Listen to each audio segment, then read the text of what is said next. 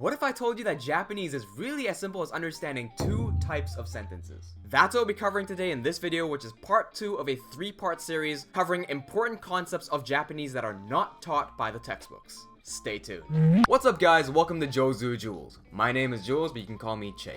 My goal on this channel is to share tips and tricks while studying Japanese myself to help you save time. So if that sounds like something up your alley, then subscribe and hit the bell icon so you don't miss any uploads. Now, first of all, you must understand what the ga particle really does. Because if you don't, a lot of the sentences that I'll bring up in this video may be confusing. So in order to truly understand what the ga particle is actually doing, check out part 1 of this series up here. Once you understand that Japanese only has 2 types of sentences, you realize that no matter how complex a sentence may be, you can break them down to the fundamentals and understand them a lot better. So let's start this discussion by talking about what I mean by sentences. What I'm really saying is not really sentences, what I'm referring to is what's called a logical clause. If we take a sentence like, I went to the supermarket, bought bread, then visited Sakura. That is one sentence, but it is made up of 3 logical clauses. The logical clauses are, I went to the supermarket, I bought bread, and I visited Sakura. On a side note here, take a look at the sentence, I went to the supermarket, bought bread, then visited Sakura. Note how in bought bread and then visited Sakura, there is no I specified as well. This is kind of like the zero ga working in English as well. So zero ga is not a fundamentally alien concept to English speakers. We also omit the subject as well, but the subject is still there.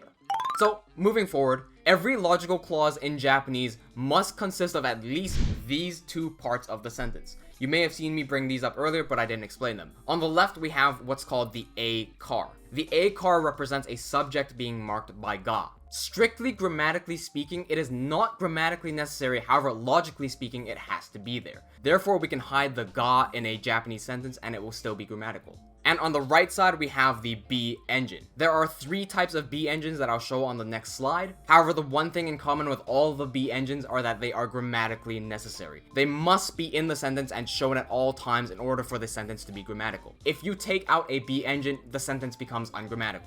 Of course, this also means that logically it has to be there, just because if you take it out, it won't make logical sense. Key point number 2. The A car and the B engine are not just the core of the sentence, they are the sentence. Everything else that you attach to a sentence simply describes more about A or more about B. Now, as for the 2 types of sentences themselves, as well as the 3 engines, we can take a look at this. On the right side, we can see that there are only fundamentally 2 types of sentences. An A does B sentence or an A is B sentence.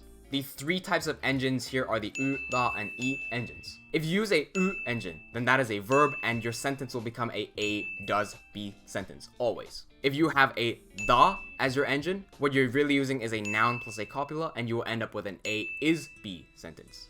If your sentence ends with an I, then you are using an adjective, and thus what you get is also an A is B sentence. Please note one thing, the 3 engine structure is not the only way of understanding Japanese, nor is it quote unquote the correct way. It is simply what I believe and what Cure Dolly Sensei believed to be the simplest way of understanding Japanese, simply because of how easy it is to draw lines in between all 3 of these engines and have rules that apply to the 3 engines.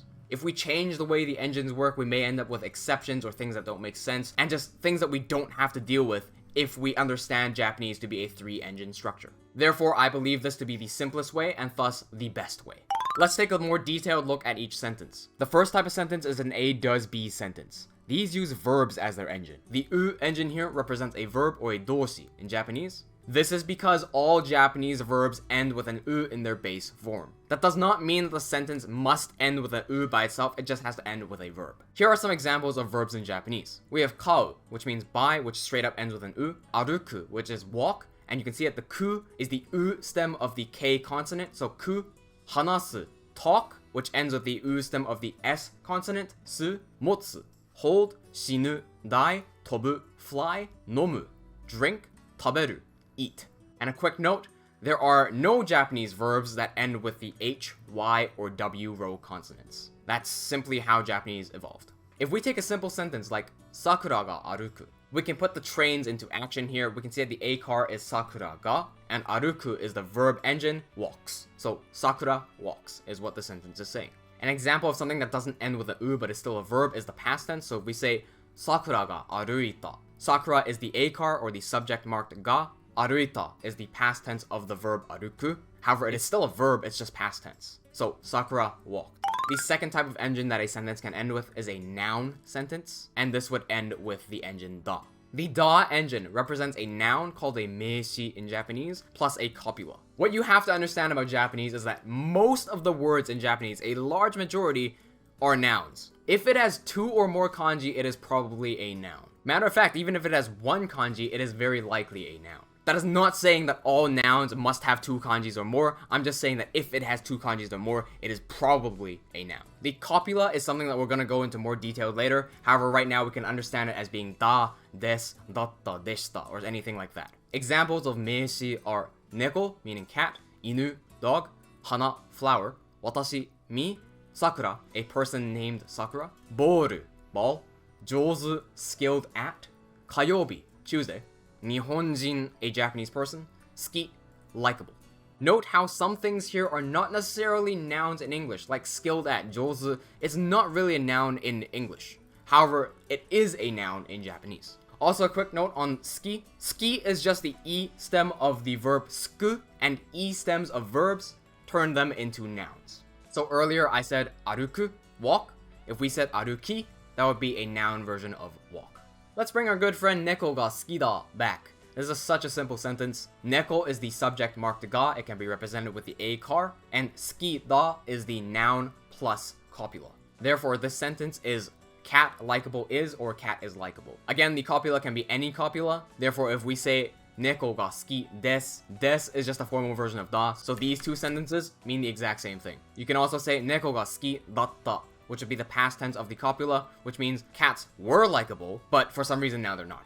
Now, if you knock off the da and you just say neko ga suki without having a copula there, technically speaking, because you removed the engine, this sentence is ungrammatical. If you said cat is likable and took off the is, you're just left with cat likable. That is not a grammatical sentence. However, people do this because it's slang. You would not do this on a formal paper. It is similar to if I said there ain't nobody there in English. It's an ungrammatical sentence, but you still understand what I meant. And I would not write there ain't nobody there on a formal paper. These three are also noun sentences. This is Nihonjin da, neko da, kayobi da. And we can see here very clearly why the zero ga has to be it sometimes, not necessarily just I. Because the first one was I am a Japanese person. Then the next two are also I am a cat and I am Tuesday.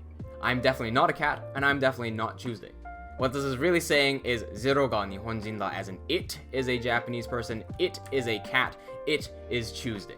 We can just in the first one safely assume that I'm talking about myself. Now all that should have been pretty easy to grasp. However, if we bring in something like hana ga kirei da, then some of the textbook people might get a bit confused. Because you might be saying, well hold on, because kirei is a na-adjective, not a noun. And you'd be half correct. Kirei na is indeed what you can call a na-adjective because it functions like an adjective.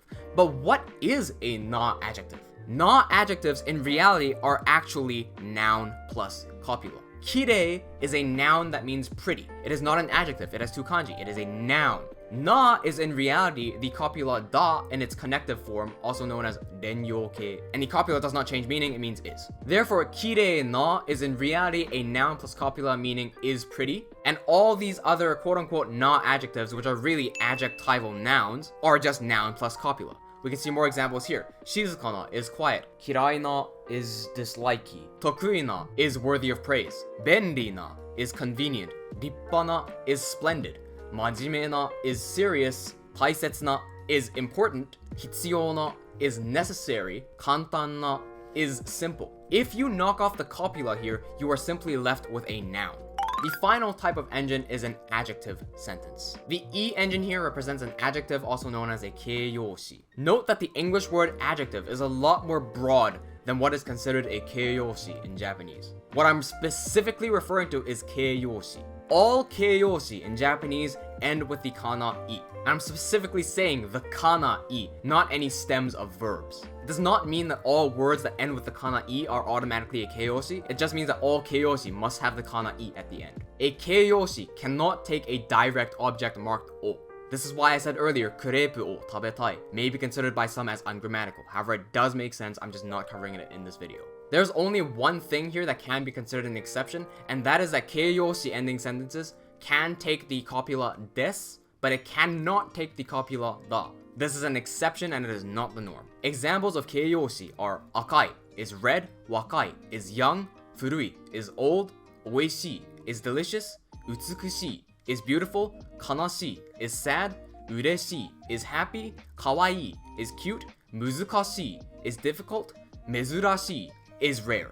Note that the da function is built into the 形容詞. Therefore, the is function is fundamentally part of the 形容詞. You cannot take the is out of the 形容詞. So an example of an adjective sentence is ペンが赤い. Pen means pen is marked by ga, therefore pen is the subject. Akai means is red, therefore this is pen is red. Sakura ga wakai. Sakura marked ga, sakura is the subject of the sentence, it is the a car. Wakai is young, is the B engine, therefore this is sakura is young. Ramen ga oishii. Ramen marked ga is the subject a car, oishii is the B engine, therefore this sentence is ramen is delicious. Those three are relatively simple to understand, however what might fly over your head is something like crepe ga tabetai. Once again, this sentence makes a return. It is saying the crepe is making me want to eat it. This is not an A does B sentence, it is an A is B sentence. Simply because this sentence does not end with a verb, it ends with the adjective tai. NANI? Although taberu is a verb, tai is not a verb. The tabe part of the sentence we can treat as a white engine. It still is there, it's just not doing the main function of pulling the rest of the sentence. You could say that it is simply linked to the tai, however, tai is the main engine of this sentence. That's why this sentence is not crepes make me want to eat it, because the crepes would be doing something. It is the crepe is making me want to do something. It is something. Helper adjectives are things that are easily misunderstood by textbook learners because they treat the verb as conjugating with the helper adjective, not conjugating and then having a helper adjective attached to it. So what you're seeing here is a list of a bunch of helper adjectives that can attach to the verb taberu. Taberu is the base verb meaning eat. This is the only thing in this list where if a sentence ends with this means a does B sentence, because this is the only verb here. Tabetai ends with tai, tabenai ends with nai. Tabete hoshii ends with hoshii, taberu rashii ends with rashii, tabenikui ends with nikui, tabeyasui ends with yasui. None of those end with the verb, all of those end with the 形容詞. I hope now you can see how every single Japanese sentence is really just two types of sentences. And if you still don't understand, then please rewatch the video or ask any questions you may have in the comment section below, where I'll try my best to answer them. Or reach out to us on Discord where we can have a group discussion. Part 3 of this series will cover the functions of the quote-unquote copula, so subscribe and hit the bell icon to make sure you get notified when that video goes live. Cheers!